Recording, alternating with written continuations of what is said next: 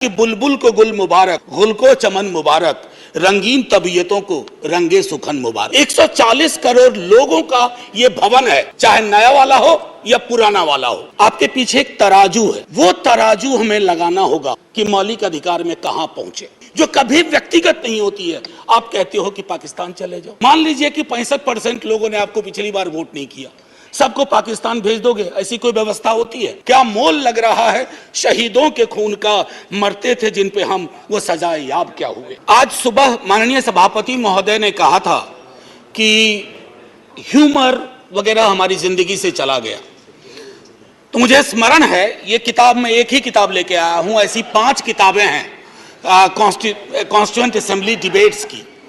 तो इसमें सर ऐसी 5 किताबें हैं कॉन्स्टिट्यूएंट असेंबली डिबेट्स।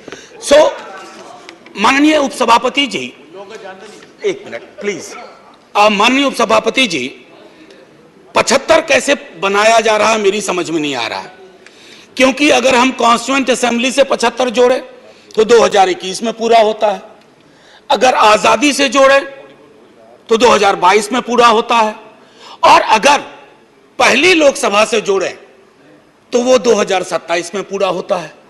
तो ये 75 की गणना कहां हुई, किस ज्योतिषी ने की, मुझे नहीं पता। मेरे हिसाब से 75 नहीं है, लेकिन 75 वाली फील में अपनी बात रखूंगा। हां, तो माननीय उपसभापति जी, हुआ यूं कि सरोजिनी नायडू जी को बुलाया गया बोलने के लिए संभवतः 11 दिसंबर 1946 को। कम लोगों को यहां पता होगा कि सरोजिनी नायडू जी बिहार से चुनकर संविधान सभा में आई थी। तो उनको चेयरमैन साहब ने कहा कि अब बुलबुले हिंद, नाइटिंगेल ऑफ इंडिया आएंगी, लेकिन कविता में अपनी बात कहेंगी, प्रोज में नहीं कहेंगी। उन्हें थोड़ा बुरा लगा, मजाक में ही सही, उन्होंने कहा कि आपका अब ये व्यवहार, आपका ये कहना अनकॉन्स्टिट्यूशनल है। तो उन्होंने कहा नहीं, फिर भी सुनाना होगा। तो उन्होंने एक चीज सुनाई जो मैं पेश नजर कर रहा हूं माननीय सभापति जी को। सुबह बड़ी बेसब्री से वो कह रहे थे कि ह्यूमर चला गया, तो उन्होंने सुनाया कि बुलबुल को गुल मुबारक, गुल को चमन मुबारक, रंगीन तबीयतों को रंगे सुखन मुबारक। तो ये मैं ये बता रहा हूं कि ये हमारा ध्येय था। अब सुबह चर्चा की, हमारे लीडर ऑफ द हाउस ने बड़ी खूबसूरत चर्चा की और जिक्र किया सर्वपल्ली राधाकृष्णन का। यहां ठीक सामने सर्वपल्ली राधाकृष्णन, उन्होंने एक बात कही थी और मैं वो श्लोक पढ़ना चाहता हूं। मृदुना दारुणं हंति मृदुना हंत्य दारुणम, मृदुना दारुण हंति मृदुना हंत्य दारुणम, ना साध्यं मृदुना किंचित तस्मात् तीव्रतरं मृदु। इसका आशय यह है माननीय सभापति, उपसभापति जी, कि अग्रेशन से, अग्रेसिव बिहेवियर से आप चीजें हासिल नहीं कर सकते। इस देश में मेरे विद्वान साथियों ने उधर से उपलब्धियां गिनाई, हमारे कुछ विद्वान साथियों ने यहां से कमियां गिनाई। मैं दोनों के बीच में चुनौतियां गिनाना चाहता हूं। चुनौतियों की वजह से आज हम यहां हैं, और सिर्फ हम ही नहीं हैं, 140 करोड़ लोगों का यह भवन है, चाहे नया वाला हो या पुराना वाला हो। तो आज के दिन ये मेरी ओर से एक विदाई भाषण भी है, अपने दल की ओर से, इस इमारत को, जिस इमारत में हिंदुस्तान की तकदीर लिखी गई संविधान सभा के माध्यम से, और वो तकदीर लिखने वाले संकीर्ण दायरों में नहीं सोचते थे। मैं उस पर आऊंगा थोड़ा 2 मिनट के बाद। माननीय सभापति जी, बहुत चर्चा होती है, 47 में बंटवारा हुआ था इस देश का, बंटवारे के बावजूद उतनी घृणा, उतनी नफरत, पीड़ा के बावजूद नहीं थी।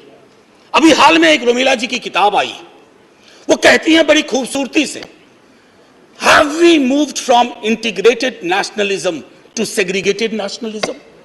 क्या हम एकीकृत राष्ट्रवाद से एक विभाजित, विखंडित राष्ट्रवाद की ओर बढ़ रहे हैं? क्योंकि यह इमारत, इसकी बुनियाद मेलजोल पे है, इसकी बुनियाद में बंटवारे के बावजूद बंटवारा नहीं हुआ। तो मैं हाथ जोड़ के विनती करूंगा, सरकार जरूर बनाइए, अगला चुनाव भी लड़ेंगे, खूब दिल से लड़ेंगे, इंडिया भी रहेगा, भारत भी रहेगा, कोई में से एक चॉइस नहीं है, क्योंकि हमको इंडिया भारत करके जम्बू द्वीप तक नहीं जाना है। मैं सिर्फ इतना कहूंगा कि वो जो मेलजोल की सीमेंट है उसका खात्मा हो रहा है, उसको बचाइए। माननीय सभापति जी, मैं दो व्यक्तियों के मध्य में अपनी कुछ बात रखना चाहता हूं।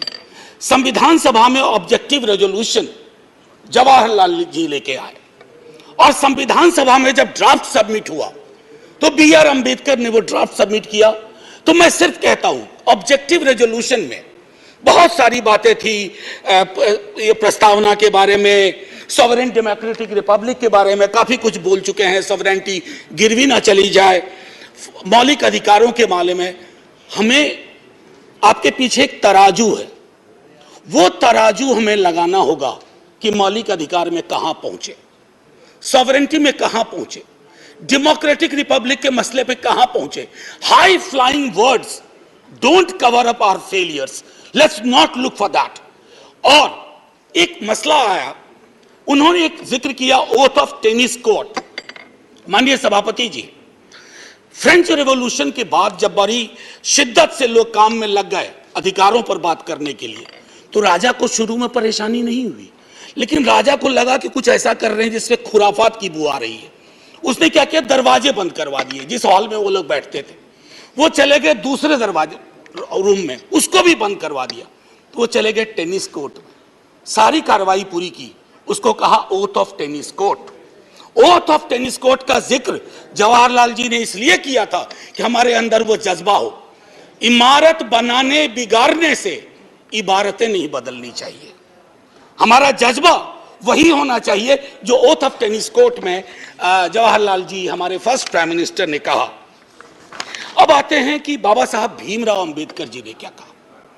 माननीय सभापति जी, आप जिस इलाके से आती हैं, मैं जिस इलाके से आता हूं, वहां ये बातें बड़ी प्रबल है। आजादी का मूल्यांकन होगा तो इस आधार पर होगा कि राजनीतिक आजादी, सामाजिक आर्थिक आजादी में कितनी तब्दील हुई, अगर नहीं हुई तो क्यों नहीं हुई। उन्होंने कहा था कि एक दिन एक ज्वालामुखी बन जाएगा, और मैं उस ज्वालामुखी को बनते देख रहा हूं।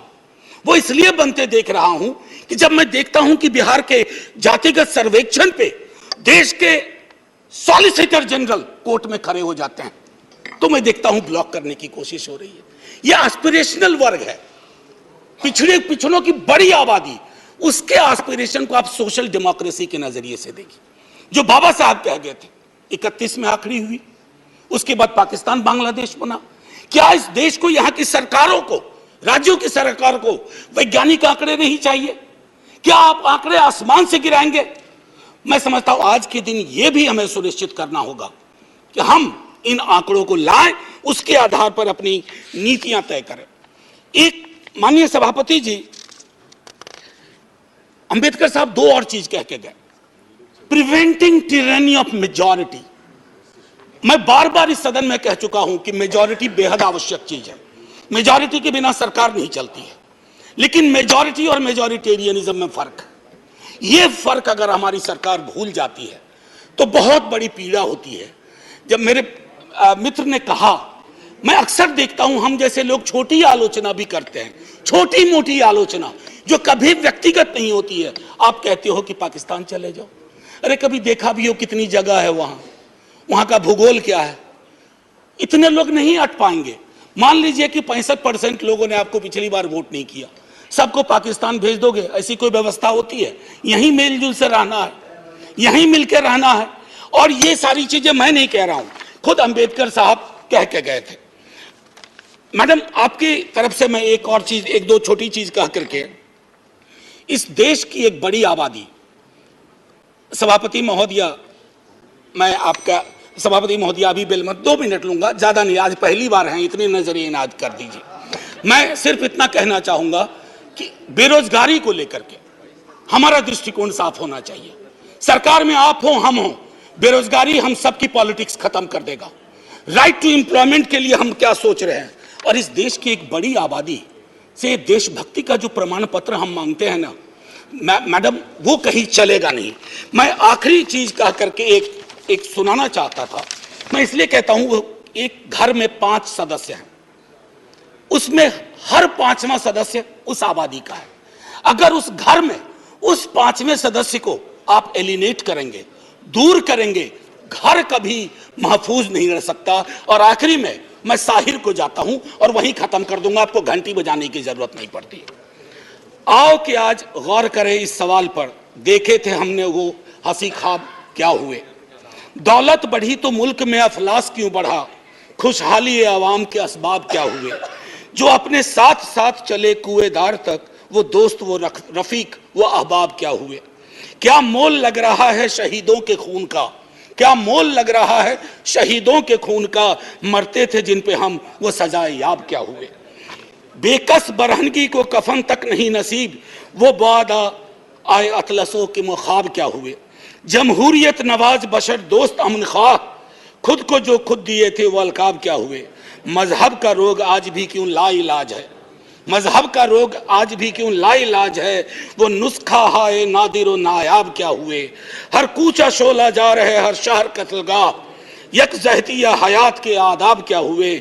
सहराए तीरगी में भटकती है जिंदगी, उभरे थे जो उफक पे वो माताब क्या हुए। मुजरिम हूं अगर मैं तो गुनहगार तुम भी हो, मुजरिम हूं अगर मैं तो गुनहगार तुम भी हो, ए रहबराने कौम खताकार तुम भी हो। Jai Hind ma'am, and salute to all the freedom fighters. संविधान सभा के उन तमाम लोगों को, और मैं चाहूंगा कि सेंगोल के बगर में एक बड़ी आकृति में इनकी तस्वीरें वहां लगाई जाएं और हमें प्रेरणा देते रहें। जय हिंद। मिलत टाइम्स को आपकी जरूरत है, हमारी आप माली मदद करें।